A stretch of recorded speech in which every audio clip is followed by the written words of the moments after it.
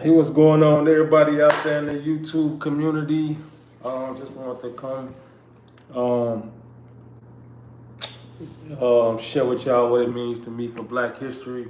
Um, um, it's definitely culture. Um, History is responsibility. Um, History is teaching, of course. I'm an artist, but I'm also an educator. A philanthropist. I give. Um, being what probably not like not to say like a traditional scholar, but just as a person who understands his time, heritage, and culture. It's really important. Growing up in Chicago, I was taught a lot of like be black, be proud. Um, but that may change when you move to other places or other different demographics where that message is not so much preached or emphasized. But with that being said, I say that responsibility, making sure you teach the next generation coming up, and if you don't teach them, you at least you present it to them. Just because you always want to, we have a tendency to always want to teach, preach, tell. That don't necessarily mean it's going to correlate, but if you present it, I think it's a good chance. So that's what's really interesting about our heritage and our culture, from the good things and the bad things. For an example, you know how we survive. A lot of things are how we survive. How we eat. We got so many things that attributed to our history that's associated with our culture, because we really come from the land. We really come from the landscape of not having nothing. So, with that being said, just as somebody that was, I don't like to say misinformed or uneducated, I would just say I wasn't on that path or trajectory, and my peers could only give me what they know. So I'm sure I went farther than them. As somebody that's been to the motherland, you start to understand history in the context of what some people describe as the divide and conquer theory, or Willie Lynch syndrome, or whatever, or crab in the buckets, or however they word it. But it's really not about that, man. It's just really about sharing the richness of our history. Um, because it's about really sharing this of our history, passing it along, so that young men can be better. They can be better leaders. They can treat women better, and they can treat each other better. You won't kill. I can't say that. Like, I don't want to say that because there's so many guidelines. But you won't harm the person in your house. It's a good chance that you don't harm the person you live with. So it's about teaching that brotherly, and teaching that brother and sisterly love. And at the root of us, everything starts with a root. Even how you make your money. Like, you go to work, it's a root. You punch in at the end of it, get the money. So at the root of you, that has to be installed, and that's taken away from us because of so much is glorified. But when I talk about the history and the heritage of Black history, is really important, because I'm I'm not how I raise my kids. How people say, oh, my mama say, hey, you doing a good job with your kids, son. I bow to you. I say, no, mama, I bow to you. And hopefully, when my time is up on earth, my kids will bow to me and say how good their legacy was. But their present time, I live for my mama so she can see that. You know what I mean? Because that's how she raised me. If I was to have children, so that's history, that's lineage, that's guidance, that's directions, and that's the same thing we must teach with the knowledge and the rich history. Like, we have so much history. One might don't even start, but for starters, I would just say at the root of you, it is some things you should know about the movement. It's some things you should know about the Windrush movement, the Maui movement. It's some things you should know about Ralph Ellison. It's some things you know about Imhotep. It's some things you should know about the Jamaicans. Well, that's part of the Windrush movement. The Black Brazilians, yes, Black Brazilians. Columbos. If you're Brazilian and you see, but you know what I'm talking about. The Black Brazilians. That's still like indigenous Brazilians. So it's our history. You sometimes have to do the connection. What I like to call it all connects. You just have to connect it, and that's the thing about the oral presentation that a lot of people learn from bookworms, but orally some people they listen. Streaming is for a reason, but because a lot of people learn orally, but or what they hear, but I just think it's imperative that Black history, it is taught. It's even took out the curriculum. I think it's like one of the only things that's took out of the curriculum, like a mandate. Why are you removing, you know, our history? Even with the Seminole Indians, the Black Indians. So it's so much history to touch on. Like, where do we start? A Black man discovered the Midwest, a Haitian. Um, you know, yeah. So we have so much, but why we dance, how we dance. A lot of our dancing and things we do in music is culturally communication. Although we may call it stepping here in the Midwest or in Chicago and South Africa, they got a whole communication system with that, and that's due to like the no talking order that the colonizers had on our people at the time. They had a gag order, like we couldn't even talk to each other. So, even understanding like here in America, the blacks in America, a lot of us don't understand. Well, I don't know all Americans, but a lot of us don't understand. A lot of people my age, they don't even understand. Swahili. They don't understand like how Swahili. That's one of his languages. In Africa, it's spoken differently, but it's a big language because it's the language we created. People don't ever tell us how Swahili was created, but that's a language we created through slavery. Swahili was created through slavery. So people in West Africa speak Swahili, South Africa, all of Africa speaks Swahili because it's a slavery language. Like, people that don't understand each other, they gonna have to bridge the gap and communicate. So that's why Swahili is spoken so many different ways, because when we was all meshed up, we was all meshed together from different continents. I mean, from different places, you know, on the continent, and other places, the language was created. So, these things we need to discuss. Like, that's our language too. A lot of people say they not bilingual, but we speak slang. We bilingual. We make our own language. The dominant language in America is English, and it's really not a lot of Englishmen in America. Like, America is just the landscape, but it's Irish people, it's Creole, it's whatever it's so many other languages that's not American. But English is the English, like an Englishman. Like, I don't know one Englishman in America. And America is and English is the dominant language in America. So when you look at that diaspora, it's kind of like make you think and wonder. So, but history, man, it's important. Not to get off the subject, but history, just teaching love, man, is my responsibility as the Uncle OG, whatever they call me, the artist, the person with the platform to, speak on it. Everybody don't want to be illiterate. Some people want to know, they just don't know how to ask, how to know. They maybe the person they looking up to ain't saying it or presenting it to them. But my mentors, a lot of people I'm around, they always tell me, like, man, you brilliant, where do you get this from? It's culturally, I know the responsibility. I could be talking about something else, but it's culturally, history is important. Going back to the motherland is important. But we have a motherland here in America. We got meccas here in America that you got to go see and tap into where your history is. So unfortunately, some of our histories is in slave fields and cotton fields, but not all of it. Not all of it.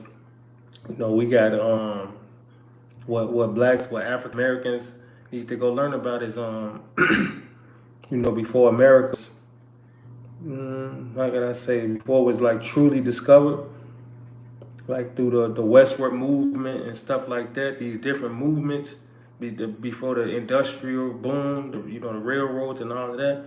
It was something called free states. like FREE, free states. And all you have to do is to really know the history is go look up, look at some of the free states. They got something called white states, like Oregon, Utah. These considered like white states. What does that got to do with Black history, Lucas? Luke. What I'm trying to tell you is not everything was around slavery, but if that's the concept you bought into, that's the knowledge you're gonna carry on to pass on, and you're gonna keep up this cycle of hate and not celebration or frustration. Do it hurt hearing them stories? Yeah, of course it hurt hearing your people was castrated, decapitated, stripped of their language. It hurt, but if you look at all the good things we done, and you look at all of the beauty we brought to the landscape, it's something to smile about. It's a lot to smile about. You know what I'm saying?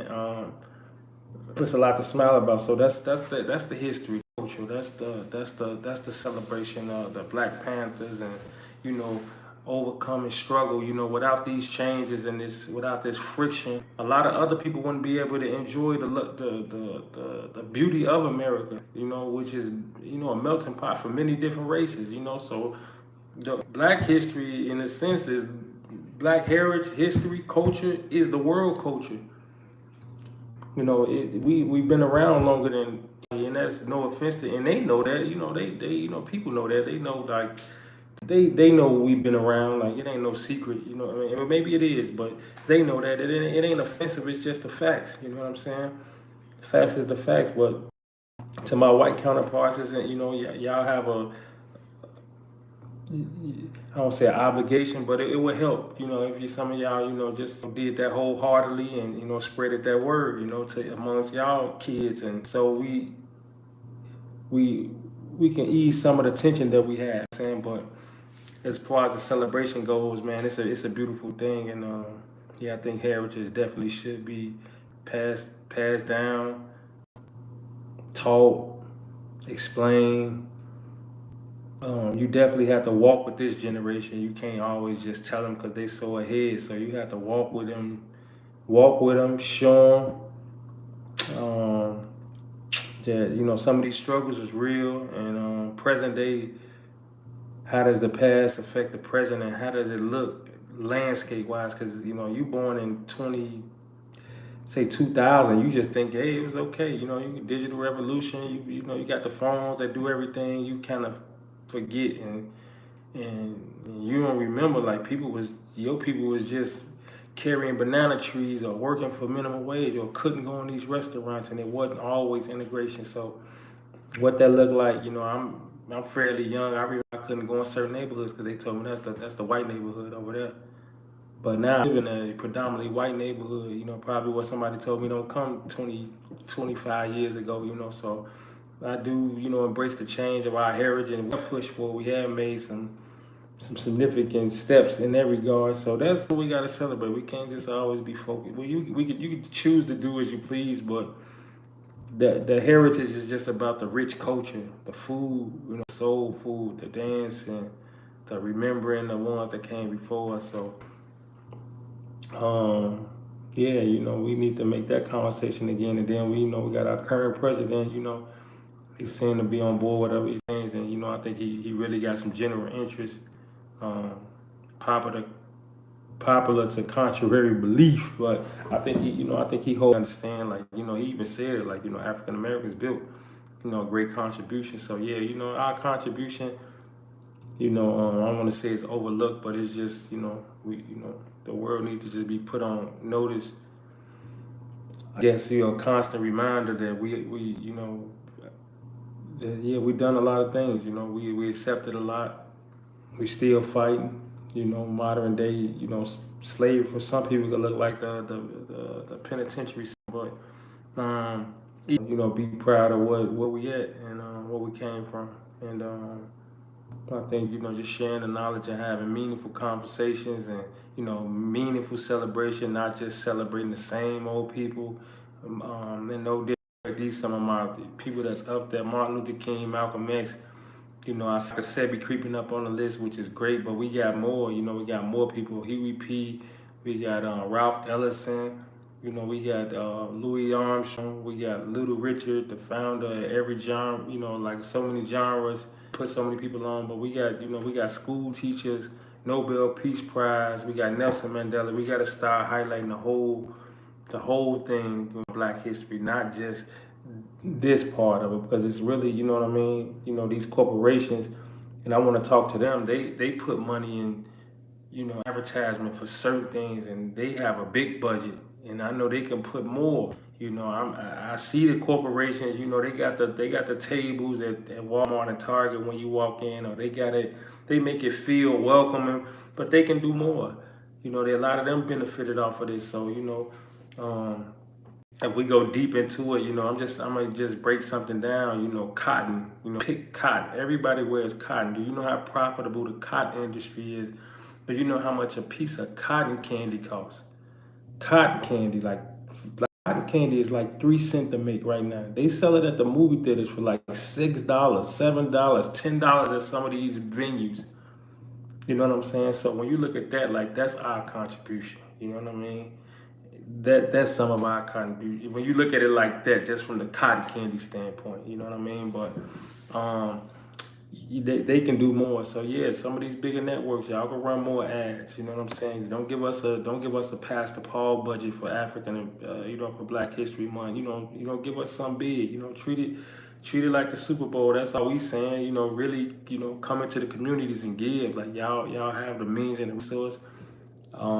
If you see this and think what I'm saying is, you know, true, share it, comment, you know, but if you're in an executive role, or you're in that department at your company, you know, see this, you know, y'all want to talk to me, you know, I'm reachable, you know, just type at the bottom, you know, but yeah, y'all, it can be done more for corporations. Y'all can come to the inner cities or the bigger cities where we are and give more and do more. Like it's really, you know, it's not y'all job to do more, but we would greatly appreciate it. You know what I'm saying? It wasn't our job to do free labor either. So you know, though we didn't, we not asking for what our peers were supposed to receive legislation wise, but we saying y'all can do a little bit more. I get it, America, a concept of working hard, and we worked harder than anybody for free. So when you talk about heritage and history, these are things that have to be discussed. And you know, we can go even deeper. We can just go look at the Fortune 500. You know, every company profited from that particular trade. So, hey, let's look at it like this. Okay, we think that that's the past, and that's true. But moving forward, what are we gonna do? We can't keep on the same. You can't just keep putting HIT on a platter and telling me that it's peanut butter. Like, no, that's SHIT everywhere I go. You know, I know how SHIT smell, you know.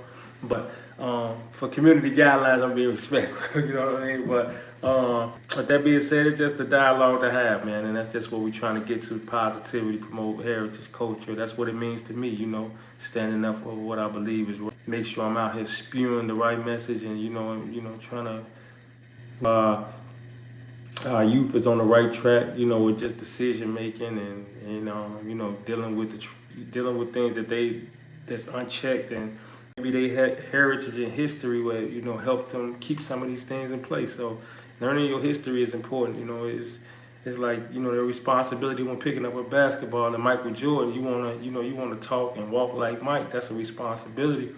That's something we can look up to. It's no different than culture. If somebody, told us our culture was just as good as Michael Jordan playing basketball, it's even greater. It's even better than that. Like, yeah, Jordan looked run and good, but we got people that did things that's, man, so amazing and so beautiful, and from hair products to aviation to, everything you think of, we right there, and that's to be discussed. That should be our kumbaya. These are kumbaya moments. This is our kumbaya month. But we're gonna celebrate, like I said, we're gonna talk about the good things. Look at me, a product of all of that. Look at me. Hey, right here talking to y'all, talking to the world, and expressing my love and my affection for my rich history, even through the drugs, even through the drug pandemic and the drug epidemic. Like, still love my brothers and sisters battling addiction. You know, still love my brothers that's new to the addiction, and you know, trying to help them, you know, cope with that, because some of that stuff is hereditary, and that's another thing about our culture. A lot of us got hooked on. A lot of us had an opioid addiction before we knew what it was, because all drugs derived from plants. We was in the field. We was understanding the lucid effects of mushrooms and other drugs. We've been experimenting with drugs before they did it, when they didn't know what it was, because we was in the field. You know what I'm saying? We was in the field. Everywhere we was in the field. You know, we inhabited everything. So we've been tasting drugs. We've been playing with the drugs. And even right now, and some of our African brothers still chew. They call it chewing. You know, they put the thing in them, they chew. So you always see them moving their mouth, but that's a drug. You know, that's a drug. But a lot of us needs to cope with pain. It's no different than today. A lot of these things, a lot of us did those things to cope with the things that they was in, you know, the hard times. So that's part of our history. We had to teach that was part of our history. Is it healthy? Is it right? No, but it was there. But if we don't teach it like that to prevent it, we gonna continue that cycle. So let's try to reduce that, and you know, have healthy conversations about our heritage and culture, and even our struggles in the battlefield for real, as colored people or black counts, whatever you know deem yourself as. But we had so many fights within the military, within the 5 branches of service, that's not, a lot of that's not even discussed. You know what I mean? How does that make you feel? You know, to the soldiers that went through that, to the World War I and the World War II veterans, and so on and so on. So we have a rich history from that end, and you know, we still trying to uphold the American standard and be Americans, but be black in America, dealing with racism. So you know, it's a double-edged sword. So a lot of that stuff, that's equivalent to, you know, being the only black person at a corporate level, and you there because the law says affirmative action, which in hindsight I don't like. You know what I mean? So we only got to hire one, but that's a part of our heritage. These laws that went for us, or you know, they was called colored laws, but then they changed to, I think, civil laws, and you know, the game just changed. But that's us. That's something to be proud of. We affected lawmakers. We marched on Capitol Hill. That's our heritage. Like we you know, we changed the imaginable, and whether it was beneficial long term or short term, you know, depending on who you are and where you at in life, you might not like certain things. You might not like the Martin Luther King strategy. You might be more the Malcolm X, but it's still something to celebrate. You know, two brothers came together, and you know, they went against the grain. You know, they went against a regime that a lot of us sat back and watched and didn't have the courage to. So that's what our history about, you know. But yeah, you know, man, you know, share, comment. I'm sorry I ain't mean to talk this long. I was probably just meant to jump on for 10 minutes, but yeah, that's just what Black history means to me. It's culture, it's heritage, it's culture, heritage. It's you know, understanding I got a responsibility to help the generation coming behind me, and I got to do that whether it offends some people or not, because it's the truth, and the truth don't change. It ain't like I'm just making stuff up, but this is actually documented. So that's what it means to me. But it also means embracing the future and what's to come, and make sure I'm doing my part, you know, and you know, spreading the word and just having a conversation, and you know, trying to be the change. I don't want to sound cliche-ish, but you know, being the change I want to see, you know. So that's talking about it, that's doing it, that's being a pillar in my community, that's being a role model, that's you know, that's you know, just respecting myself and you know, respecting others. So that's what it means to be, you know, to be civilized, you know, to civilized mind, body, and soul, and yeah, that's it. That's my, I guess I would say that's what it means to me. So if it's informative, or if you found this helpful, you know, all I ask is you subscribe, share, and yeah, comment too. I like to hear from y'all. It ain't just about me, you know, because you know, listening is when I listen. When you talk, or when I talk, you listen and then you say something. So I want to know if y'all listen. I want to hear y'all comments to say something. That's how I define listening. So yeah, man, if that correlates to you, just comment for me, subscribe if you don't do that. And otherwise, it's all good. I'll see y'all on the next one.